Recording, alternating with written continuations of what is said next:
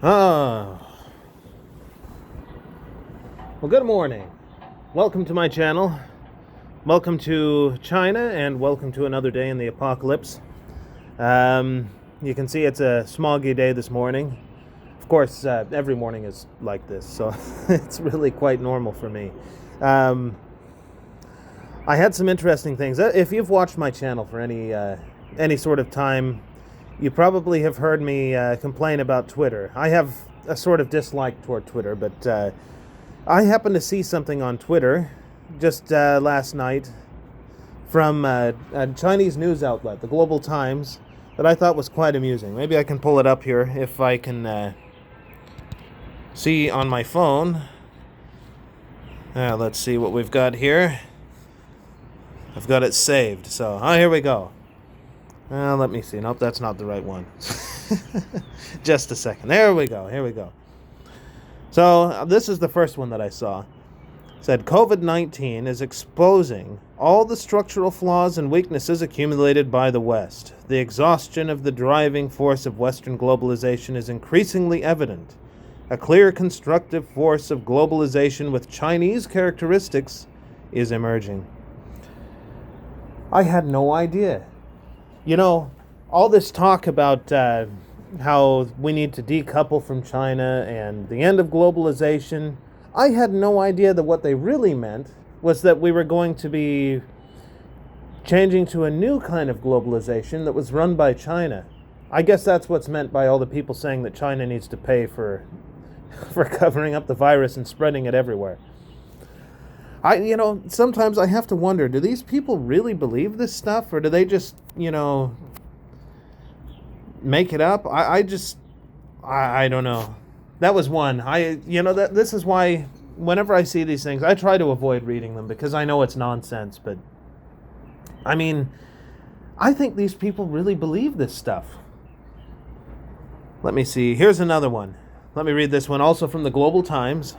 Suspending accounts of different voices is a face-slapping act for U.S., which boasts for democracy and freedom of speech, exposing a narrow mindset and a lack of confidence. Chinese ambassador to Cyprus Huang Xingyuan. Apparently, at some point, I don't know if it was a Global Times or one of their outlets, these propaganda mouthpieces, I guess their Twitter account got suspended. So they're complaining like that the United States government, I guess, is censoring them. I wonder if any of them realize that, in the United States, the media is not part of the government. So if you got censored by Twitter, it wasn't because the government came and told them to shut them up, It doesn't work the same way that it does in China. Yeah, here, Xinhua and all those people, they come from the government. Those are government mouthpieces, but... Or, if you get on WeChat or something and you say something that people don't like and they cut your account off, well, that's the government. But in the United States, it's not like the government comes to Twitter and says, hey, Twitter, we don't like what this person's saying, so shut them up. I think usually if somebody gets their account cut off on Twitter, it's probably because they were saying some nonsense, like like what we read a minute ago. Let me see. I think I've got some more. Let's see.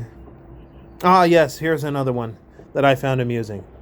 This is something they're trying to pull. Let me see if you guys can catch it before I point it out.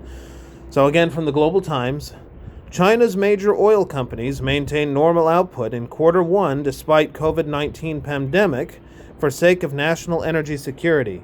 But some may cut capacity soon as global plunging prices make production unprofitable.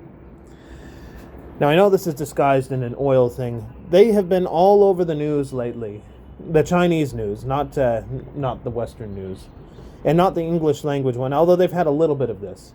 Where they've been basically saying that production is a sign of the economy doing well. But if you know anything about China and their production numbers, they like to make things up. So... Sure, it sounds good to say, okay, the factories are in full production mode now, and they're producing all kinds of stuff. The problem is nobody's buying anything. Orders aren't going out, that sort of thing. It's just a way to make it sound like the economy's back, even though it's really not. Well, it's a beautiful day out here, so Might as well go out and enjoy it, right? Ah, goodness. So many things coming across the Chinese news today. I keep seeing these economic numbers. I mentioned them just a little bit ago in the video. Production numbers. They're trying to equate production numbers with economic growth, and they're actually praising that this year they're going to have, I think it was just somewhere shy of 2% growth. If I remember correctly, before this, China had gone down. I think their growth had significantly decreased, if you believe the official numbers. But 2% growth. I mean, China was doing 16% growth at one point, according again to official numbers. So what does that mean? I mean, and this is with their fuzzy math, you know, their funny books or whatever you want to call it. Yeah, they're trying to say that they're doing well and the economy is coming back. Production is back to normal. The problem is nobody's buying anything. I keep mentioning that. Yeah, anymore, I really just try to... This is why I don't like to look at what Xinhua and Global Times and People's Daily, all those Chinese news... well, not news outlets, but you know what I mean. That's why I don't read them, because they're just so ridiculous. It's like they're so disconnected with reality. It's like if we pretend hard enough, maybe it can be true, you know? We'll just imagine it, and then we can change reality. But it doesn't work that way. I don't know. I don't know how they're gonna... Well, yeah, it's just crazy. It'll make you go insane to read this stuff, because they tout it like it's real, and it's total fantasy. Oh, another thing that I really should mention. So besides Global Times and Xinhua and all those crazy things, if you want, you can look them up on Twitter or something, but don't get too carried away or upset when you read what they have to say. You're going to see a lot of really crazy stuff, and you're going to say, what? That's not true. Those are lies. Yeah, that's somebody's fantasy world. Don't get too upset about it.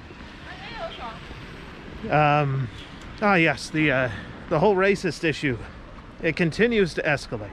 I know the official line from the Chinese government is that they're not being racist, and they weren't specifically targeting black people, but I mean, everybody's already seen the pictures. They've seen the signs that said no black people or whatever. It's kind of hard to erase that. They can do that here in China. They can ban all those pictures and things from the internet, but in the West they can't. So the damage is done. Of course, here, you know, people will believe it, but it doesn't matter because, well, the internet is full of all kinds of racist comments. Yeah, these people don't even know how to use the side. Have to deal with scooters on the sidewalk. Anyway, the internet is full of all kinds of racist stuff right now. Just unbelievably racist comments. My wife, she is on, of course, the Chinese group chat things, and she's got people saying, you know, black people stink and all kinds. You wouldn't believe. I'm not even going to say the stuff. It's horrible stuff. So, and this isn't representative of all Chinese people, mind you, but there are some very vocal people online that are just spreading all kinds of hate. And yeah, I'm not experiencing too much. I mean, I had the doorman, like I said, that wouldn't let us back into the apartment complex, but they haven't come to kick us out. Not that it matters, because we're going to be leaving soon anyway to go see my son. Now I have to worry about in the little town, you know, with all the stuff going around about the virus and foreigners. I have to worry that somebody might get the wrong idea there and decide I've been out of the country and try and cause some trouble. Luckily I have paperwork, so I can show I was in quarantine. But who knows if they'll really follow that or not, but we'll find out. What a disaster, right? You know, also talking about comments that are being made online, in addition to the racist ones, there's also some other ridiculous comments being put about. rumors, they're suggesting that Chinese people living overseas are desperately trying to get rid of their foreign citizenship and begging China to take them back. I've not heard about this. The only time I heard about it was in these weird online chat groups. But apparently Chinese people are under the impression that the Chinese people who have moved abroad to places like America, especially America, are desperately trying to renounce their foreign citizenship or their US citizenship so that they can come back to China. They're desperately begging China to let them in. Absolutely ridiculous. Don't think that's true, by the way. That's absolutely garbage. It's not happening. If it is, I mean, most of you are overseas that are watching this, so maybe you can tell me in the comments. Have you heard of any Chinese people trying to renounce US citizenship so they can come back to China, into this wonderful place of freedoms and peace and prosperity? Because I don't think that's happening. I know a lot of Chinese people in America, and I haven't heard any of them saying anything like that. So I don't know where these people get these things. Just so ridiculous. In fact, speaking of the prosperity of the nation here, I just saw on the news that Renault, which is a French car manufacturer for those who live in the United States and have never heard of it, they are actually pulling out of China, which is surprising because there's so many of them here. I actually considered buying one at one point. A French car. I'm just kidding. Anyway, yeah, they're done. They're pulling out of China. They're ending their manufacturing relationship with the Chinese. I can't remember which one it is. The manufacturer somewhere here in China anyway. And they're going back to France. They're done with China. So I don't think they're doing that because sales were a problem before. I think they're like the rest of the world. They see what's coming. This place, despite all of the fake numbers they can put on TV and whatever, their economy is sinking into a deep black pit. Oh my goodness, I'm gonna have to watch and see if I can show you guys some of those numbers on TV sometime. Their economic numbers. And I guess people believe that here. They watch that on the TV and they still believe it. I don't know why. Well, I guess because they only have one source of information, so, and they have no way of verifying it. But I wonder what they're going to say when they hear, like, everybody's back to work. 90% of the people are back to work. And then they're saying, well, wait a minute. I'm not back to work. I know that the factory I worked at isn't at 100% production capacity right now. What is this? Maybe it's just me and my friends and my family. Maybe it's just the people in my province. I don't know. I wonder how they justify that. I really have to be honest with you guys about one of the hardest things when it comes to living in China. Boy, I missed that light. Is the inability to, well, how would I say? You get used to being able to have the freedom to express yourself and to say what it is you're thinking or feeling. And here you really can't do that. Even though I'm posting these videos on YouTube, which is a foreign website, and I've had the same issue with Twitter, I'm still running a risk, actually, by doing so and saying what I really think and what's really happening here. And I don't say that to get anybody's attention. It's just, that's one of the hardest parts about living here. It's one of the reasons I used to love Hong Kong so much.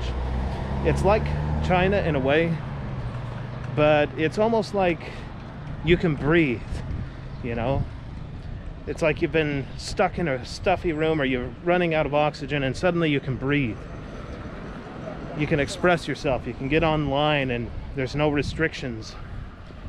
Here, you can't do any of that, and doing so is really running a risk. I've been having to police myself on Twitter as of late because I almost got myself into big trouble on there, making what wasn't even a bad comment. It just, I guess it reflected badly in some way on local authorities, and believe me, that was that was a dangerous move.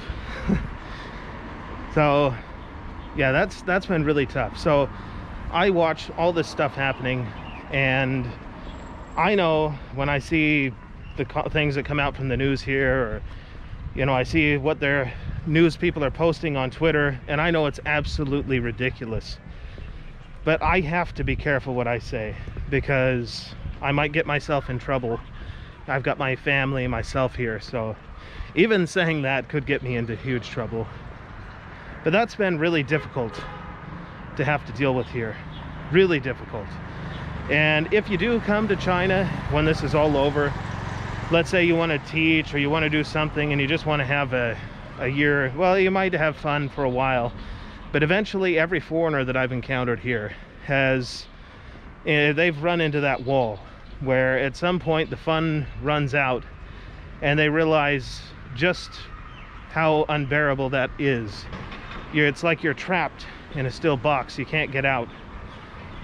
It's very claustrophobic for someone that grew up in the West, where, you know, we have freedom of expression and you can gather with whoever you want and it doesn't matter who your friends are. To come to this, it's been very difficult.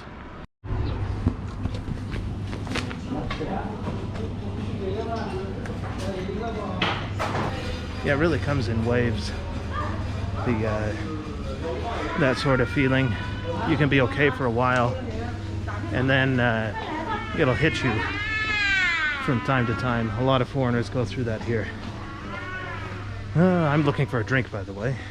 My wife told me to get, oh, that's right, ice cream. Yeah, I get one of these for me. Make it Suntory time, if you want coffee in China.